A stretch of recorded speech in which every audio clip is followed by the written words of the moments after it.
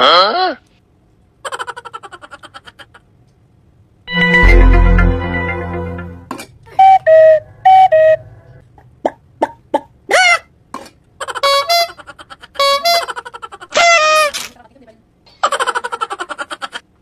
Hi guys! Welcome back to my YouTube channel. So for today's video, ayan, we're going to cook again. Ayan, puto and then the macaroni salad. Parang may birthday lang.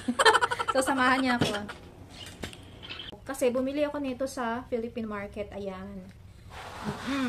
So dapat, ang gagawin ko today is pichi-pichi. Ang nangyari, wala kaming baking soda at wala din akong lye water. Either lye water or baking soda yung gagamitin natin, pero wala, ubos pala. And then, nakalimutan bumili ni asawa. So, puto na lang muna. And then, next time na lang natin gawin yung pichi-pichi. Yun po naman yung cravings ko.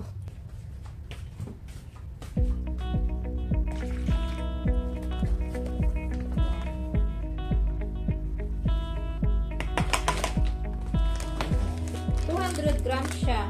Ayan.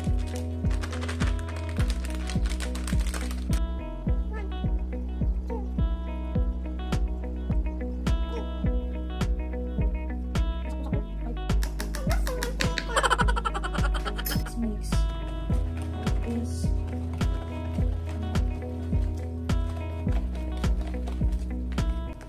Ito yung easy peasy na recipe ng puto. Kasi yung putong bigas, nag-try akong gumawa. Kaya lang guys, yung binili ko na tawag na ito, rice flour is luma.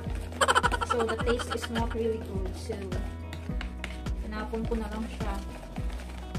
So, just continue mixing it like this. Yan.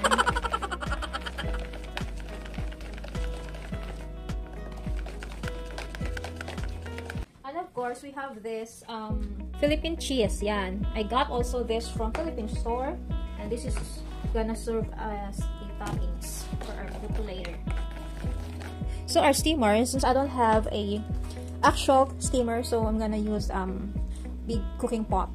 So this is what I'm going to use, yeah, as alternative for our steamer. And then it's a good thing that we have this. I don't know what is this, guys, but looks like a UFO. I'm gonna remove this. Just put it inside the steamer like that. Oh, yeah. Then we need to add water.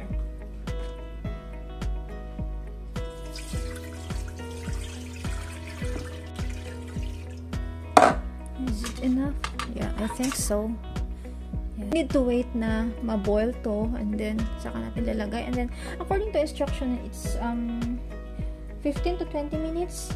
Yep. And then kapag cook na siya, and then we need to brush the surface with butter or margarine.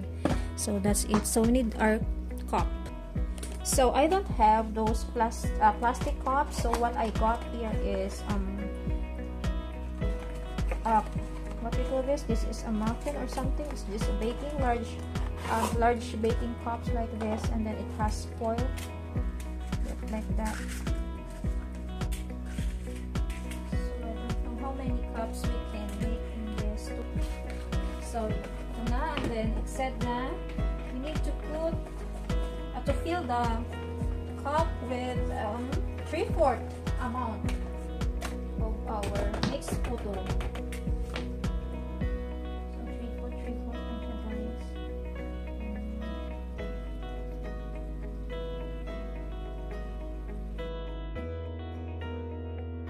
Talaga guys, ang gagamitin natin yung mold, yung plastic cup po puto talaga, kasi ito hindi talaga siya mag-mold ng totally, kasi nga siya masyado siyang hindi siya matigas.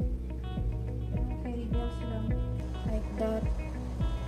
So kumukulo na siya, and then of course while waiting, yan, slice na natin yung ating cheese. Ating ito like that.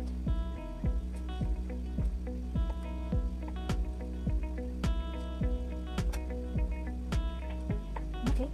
Then ayan guys, ganyan na siya kabilis. Oh, ito na. So sabi, iwa-wipe natin ng butter like that, yung taas. taas niya. Ay, ang ganda. And then, saka natin ilalagay yung cheese. Like that. So, ito na yung ating pang third batch. Cake, guys. Pag mga gantong mix na, very easy lang. Haluin mo na at lulutuin na lang. Ganun din yung pancake eh. Carry naman pala sa gantong gantong cup. Pero syempre, mas maganda pa rin yung photo cup natin na ginagamit sa Pinas, yung cute. Ayan guys, luto na. Nilagay ko na yung yung cheese. Di naman pala natutunaw. Akala ko natutunaw siya. Nagme-melt siya. Kaya sabi ko saka na ilagay eh. Di naman pala. So, ayan guys.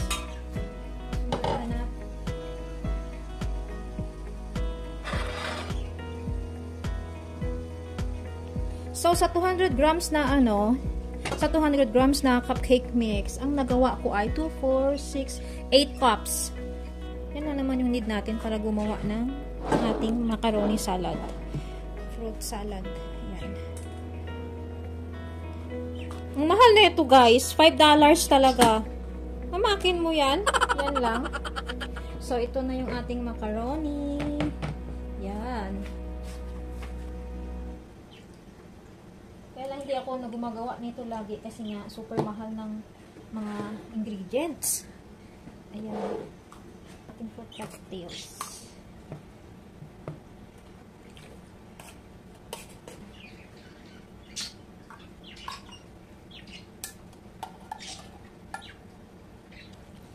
Ayan. Parang liit na hinahaluan ko, no? Kapag nag-iisa ka talaga, parang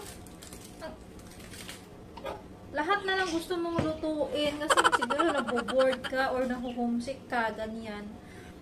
As in, kaya, tapos kami lang naman dalawa kakain. So, slice lang natin siya ng mga cubes, slice. Ng mga kabataan kami, hindi kami nakakakain ng ganito. Hindi namin alam kung ano ba yung fruit salad na yan. Hindi namin alam kung ano ba yung mga hotdog na yan, yung mga alam mo yun? Ang alam lang namin noon, bayabas, santon, saging, duhat, yan yung mga prutas sa bukid. Yan lang yung mga alam namin. Tapos yung mga bata naman sa city, kapag tinanong mo ng mga kasoy, ganyan, mga punong kahoy, hindi din nila alam. Hindi nila alam yung yung itsura ng ipil-ipil.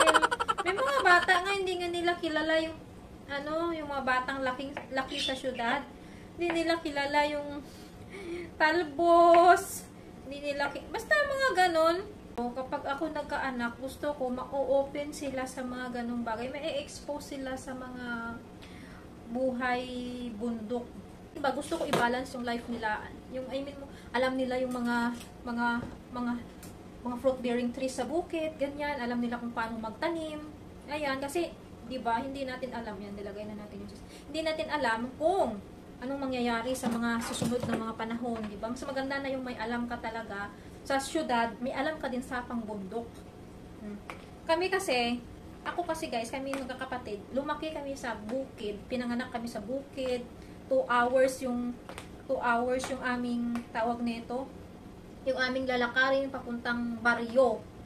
Yan, papunta sa pinakabarangay namin, 2 hours yan. Tapos, pag nag-aaral kami nun, mahirap kasi dadaan ka sa ilog, minsan bumabaha, ganyan.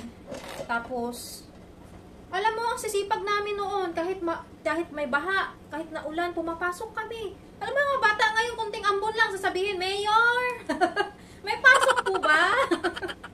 Kami noon, kahit bumabaha, sige. Muntik na nga ako maanod nun eh. Alam mo yung ganun? Sisipag. Tapos yung ilaw namin noon, di ba, gasera lang. Ang sarap pag-aral pag ganun yung, alam mo yung ilaw nyo, lampara, or mga something ganyan. Parang ang sarap mag-aral, ang sarap magbasa, ang sarap gumawa ng assignment. Lala ko yun ng bata ako, guys. Ayan, continuation ng childhood story ko. Ng bata ako, grade 3 yata ako noon. Nanay ko, ayaw na. Parang, hindi naman sa ayaw niya ako mag-aral. Wala siya, hindi niya kaya. So, alam mo yung ginawa ko? Namitas ako ng dahon ng gabi, namitas ako ng kangkong, namitas ako ng labong, tapos yung labong, ano ko yun, parang ginadgad ko ganyan, tapos sumama ako sa mga kapitbahay namin, ayan, tapos pupunta sa palengke, ibibenta ko yung mga, yung mga gulay ko, tapos, ayun, pinambili ko ng notebook. Kasi gusto ko mag-aral. Alam mo yun, pero wala kami kakayahan. Kaya ginawa ko lang. Tapos, noon naranasan ko din yun. Kami magkakapatid, naranasan namin yung papasok kami sa school, wala kaming kahit isang pirasong papel. Alam mo yun, minsan kapag magkukwis na kami, pupunta ako dun sa basurahan. Kasi may mga kaklase ako mayayaman. Yung mga papel nila na hindi pa naman wala pang sulat, tinatapon na ba? Pag mga medyo may gusot. Alam mo, kinukuha ko yun sa basurahan, tapos yun yung ginagamit kong pang quiz. Naranasan ko yun. Tapos ang ginagawa ko niyan, kumukuha ako ng mga bayabas, ng mga santol. Tapos meron kami parang cherry siya guys eh. Hindi ko alam kung alam nyo yun. Yung kahoy na yun na yung bunga niya ganito kalaki. Tapos kulay red siya kapag hinog. Kulay green siya kapag hilaw. Tapos pag kinain mo yun, magkakakulay yung ipin mo. Tawag sa amin ng sarali. Yung puno nun guys, merong tinik. Ang dami. Ganun. Yun yung pinipitas ko. Tapos tatlong piraso noon. Isang pirasong papel. O diba? Ganun. Madiskarte yung mga bata nun. Mga batang 90s, pero yung mga bata ngayon, Diyos ko Lord, lahat na isusubo mo sa kanila. Lahat na ibigay mo. Pang tuition, lahat na ang gagawin, magbubulakbol. Hindi ko alam kung paano kami nakasurvive. Ang alam ko lang, it's because of God's grace. Wala si Lord siguro. Baka siguro ngayon, asawa na ako, tapos yung asawa ko, lasinggero. Ano yung ganun? Hindi nga makapaniwala yung ibang tao sa province eh. Noon, nakala nila, patay na kami. Kasi umalis kami sa province, nila mama, ng nanay ko. Walang nakakaalam kung saan kami nagpunta. Nagpa-Manila kami. Kinuha kami ng pastor. Tapos sila yung nagpa-aral sa amin. So, nagstay ako sa kanila for almost 17 years. Parang sila na yung naging second parent ko. Ang sabi nila, may kamag-anak daw namin nagsabi na bunan daw kami ng landslide sa Leyte. It means, big sabihin patay kami. Patay na kami. Tapos after how many years, nalaman nila buhay kami sa Maynila. Yung gano'n, humakin mo yun, sinabi patay na kami, natabunan kami landslide sa natabunan na yun siguro ng landslide sa Leyte. Diba? Sumo ng ugali. Pero okay lang. Ayun lang, di kami katatanim ng galit eh, sa mga ganong tao. A few moments later. Ay, nahanap talaga akong lasa. Ano natin ng kunting mayonnaise?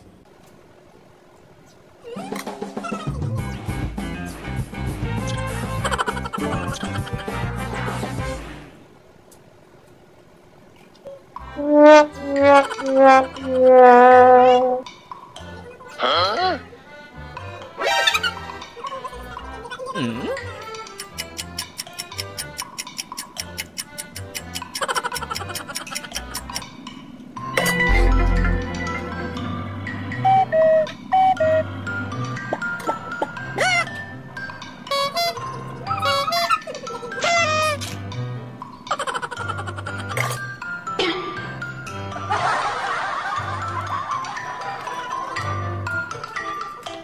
Yeah, boy.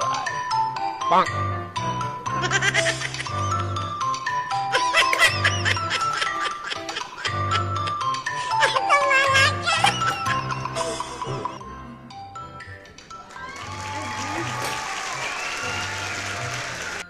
So, that's all for today's video. Thank you for watching everyone. God bless you all.